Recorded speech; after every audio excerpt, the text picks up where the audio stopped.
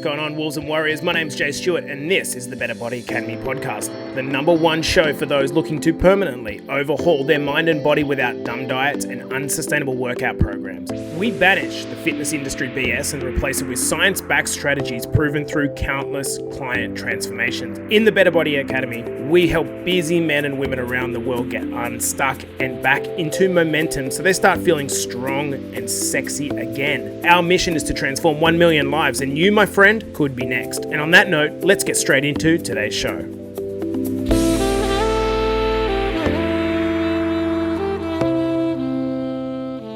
Welcome back, guys, to the Better Body Academy podcast, the podcast that you come when you're sick of all the dumb diets and unsustainable workout programs. And you know what I think we're going to start with? I'm going to talk to you guys about what just happened, because obviously if you're hearing this on the podcast for the first time, we had some sound difficulties there, and I think this is really interesting. This is a complete segue that I didn't actually have in line to do, but why is it that when we fail, we just panic so much? You know, things go wrong.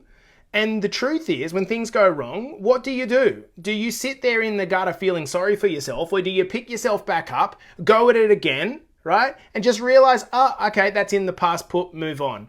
And so that's a bit of a weird way to start today's topic, guys, which is around fear of failure, which ironically, my sound just failed. So we're going to get stuck into the topic. So the reason I wanted to talk about this topic, the fear of failure, is because for me, this is the #1 thing that holds people back, including you and including me. Now, I'm going to give you a few examples throughout this episode, but the reason I'm doing this is yesterday I made a post on my Facebook profile that was like super engaging, a lot of people saying, yes, totally agree.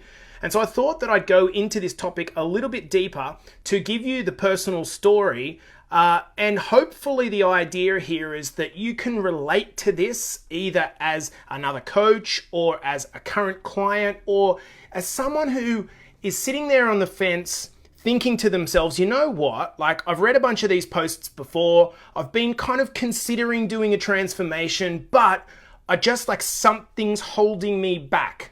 Well, my suggestion to you is that thing is probably the fear of failure. Now, normally I do these podcasts with a little bit of a script, but in this case, I don't want to use a script. I just want to talk straight to you guys about my own personal experience. And so what we're going to do is go back to the post that I gave you guys yesterday. And this was it.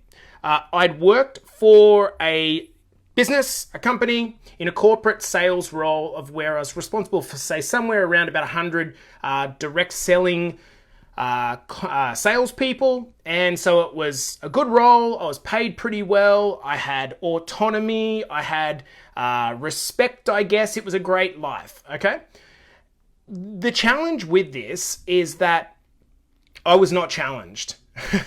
I was well within inside of my comfort zone. And so every day really felt like I was operating in my zone of experience. There was nothing that was really stressing me out. Yep, you know what? Some days were difficult, sure. But there's a difference between days that are difficult and challenge you from a need to level up perspective, and then other days which are difficult just because they're annoying. And I'd worked for this business for 12 years. The idea was that I couldn't really see a circumstance whereby I was going to leave what I was doing because it paid me a handsome salary to then go in the deep end and coach full time and completely kind of burn the bridge and go all in on myself. And I think this is exactly what a lot of people face when they're considering a transformation, right? Now, there's a few people watching here live that I know that would have felt this thing exactly.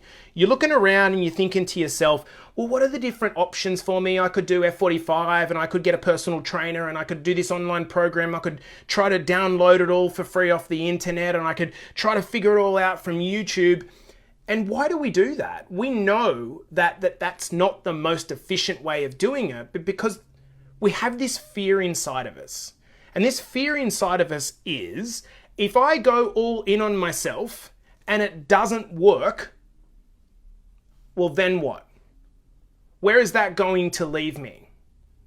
If I go all in on myself and this thing doesn't work, How am I going to look to my friends and family? And I know exactly where you were at, either when you started your transformation inside the Better Body Academy, or if you're still sitting on the fence a little bit now, considering a transformation. You're in a position where you're looking around at the different options and the pros and cons of each option, but really what you just want to do is just go all in on yourself. But something's holding you back, and that is the fear of failure. The fear of what's going to happen if you mess it up. If you go all in on yourself and you tell your partner that you've decided to get an online coach, or if you tell your friends that you're deciding to start back at the gym and they ask all those questions like, well, wait a second, you're not a gym person, or remember the last time you did this? You lost 20 kilos and then you put it all back on again? This is the type of rhetoric that you're going to get challenged by. Now, when this happened to me, I had a very, very secure position, and I never really got to the point where I could get, what would you say, the confidence, the real steel, and I guess as a man, I could probably say the nuts to actually go all in on myself. Cut the ties with the corporate job and do what I really, really wanted to do. Then what happened is one day along came a good mate that everyone knows about now that's completely changed our life, and his name is COVID. I'd worked for this business for 12 years, and within 2 weeks, this business folded. Everyone was put off, largely with no benefits, and I'm sitting there with a daughter in my partner's belly thinking, fuck, like, what am I going to do now? And so at this point, there was a decision to be made. And this decision was, do I go back to what I know how to do? And knowing how to do might have been applying for another company, working in a sales workforce, guiding people towards sales targets, or do I go into something that really is out of my comfort zone, really challenges me, something that I've toe dipped in for a little while, but never fully committed to? All of that fear of failure was upon me, and it was heightened by the fact that I needed to provide for a family. And I think this is exactly where a lot of people are at when they're considering their transformation. They're thinking to themselves, oh man, I just want to do it, but what if? And it's better the devil we know. Often it's better the devil we know. What do I mean by that? Well, rather than risk failing, I'll stay in my comfort zone where I am comfortable, and even though I don't like it, even though I don't feel good, at least there's no risk of failure. So why is it that we stay in our comfort zone? I think it's really hard to fix something unless you actually understand why you do the thing. Well, think about it. The reason that we stay inside of our comfort zone is that inside of our comfort zone, it feels good. We can be an expert, and that might be a comfort zone in terms of the people that we're hanging around. That could be a comfort zone in our workplace, our health. It doesn't matter what it is. But if you're hanging around with the same people and you feel confident in that zone, that feels good because you know your place. You're not about to get challenged with something that's completely out of your zone, out of your league. So there's a reason that we stay inside of the comfort zone. The comfort zone is low energy. It doesn't cause us a whole lot of friction. It doesn't cause us a whole lot of pain in our life. The moment we step outside of the comfort zone, shit gets real. And it gets real really quickly. A lot of people see the lives of entrepreneurs and they see them and they go, wow, like that looks good, like sitting in a beautiful place in Hawaii and, doing what you want. What you don't see is the friction that it took to get there. The self-doubt that had to be overcome to get there. And this is why when a potential client says to me, I'm not ready to start yet, I don't make them feel bad about it. The reason I don't make them feel bad about it is because I know exactly what it is like to be in that situation where you haven't yet got to a point where your should do's become must do's. I'm going to say that again. if you haven't yet got to a point where your should do's become must do's, then you're not ready. You're not ready to get started. And so for me, it's about saying to people, well, look, this is what we do. And if you're ready, I can help you, but I can only help you if you are indeed ready. Now, fast forward a year.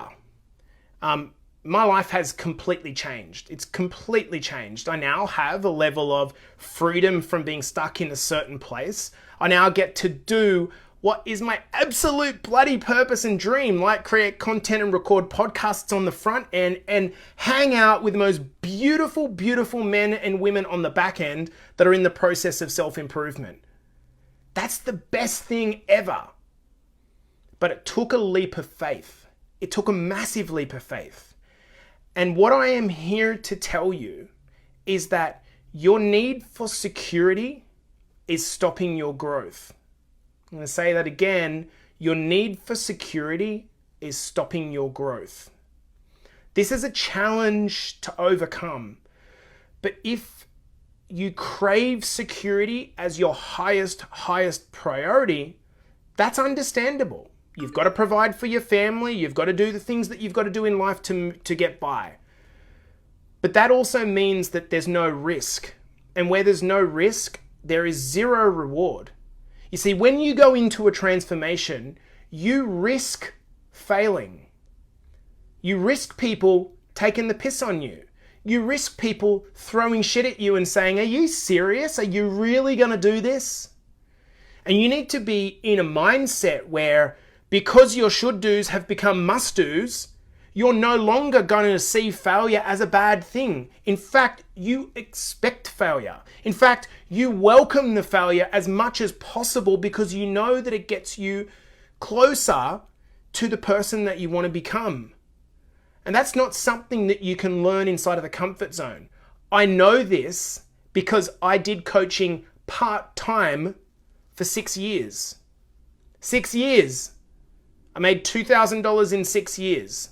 That's because I toe dipped. And so the final point that I want to make in this video is that when it comes to getting out of your comfort zone, you need to know this one thing that is going to happen. In the comfort zone, it feels secure. Okay, it feels secure. It feels protected. But what will happen most definitely at some point is you'll be challenged with that comfort zone. Discomfort will be put upon you, and it will come usually by virtue of an accident, an illness, a death in the family, a loss of a job. And at that point in time, you're going to be very exposed. And so I'm not telling you this from a fear perspective at all. I'm telling you this for a preparation perspective. Because for me, I never, ever, ever thought, in fact, I thought I would be in a job for life. I never thought that I would get sacked. I never thought that I would lose my 6-digit income. I've got a loan to pay, a house loan to pay. That's never going to happen. If I can just keep working hard, turning up, getting results, I will never lose my job. I lost my job. The discomfort was put upon me. Now, the same thing I see routinely happening over and over again, and the equivalent of this in the fitness, space, is that guys have heart attacks at 40 years old, or they go to their doctor and they're being told, man, you've just got early onset diabetes. Things like this happen, and at that point, guess what? The stakes are raised and fuck, you will act quickly. So the goal of, this podcast is to gently start to introduce you to the idea that you got two options. You let the discomfort be put upon you and be caught when it happens, or you gradually and slowly move towards the discomfort. When you move towards the discomfort, you control the level to which you're exposed. When the discomfort is thrown upon you, you have no control over that. You're completely susceptible to whatever life throws up at you. But if you can get in the habit of slowly moving towards this comfort, slowly getting outside of your comfort zone, and I'll give you an example of how I am doing this currently. I used to be decent at running, and then when I started to see some of the men inside our academy starting to run long distances, these are men that I'm coaching, and they're now running longer distances than I am.